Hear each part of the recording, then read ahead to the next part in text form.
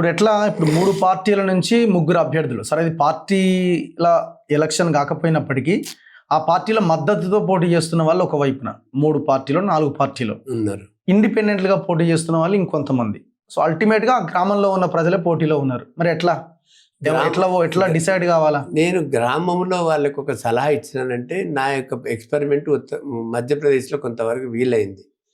గ్రామంలో ఎన్ని కులాలు ఉన్నాయో అన్ని కులాలు, ఎన్ని గ్రామ పంచాయతీ మెంబర్లు ఉన్నారు, పంచాయతీ బోర్డు మెంబర్లు ఉన్నారు, తర్వాత సర్పంచ్ ఒకటే ఉంటుంది, వైస్ సర్పంచ్ ఒకటి ఉంటుంది. ఇవి ఈ కొన్ని కులాలు ఏదైతుందో ఒక్కొక్క కులానికి, పెద్ద కులానికి పోయి సర్పంచ్ ఇవ్వండి, చాలా పెద్ద సంఖ్య ఉన్నది. దాని తర్వాత ఉప సర్పంచ్ ఇవ్వండి, దాని తర్వాత బోర్డు మెంబర్లు ఇవ్వండి, పంచాయతీ బోర్డు మెంబర్లు.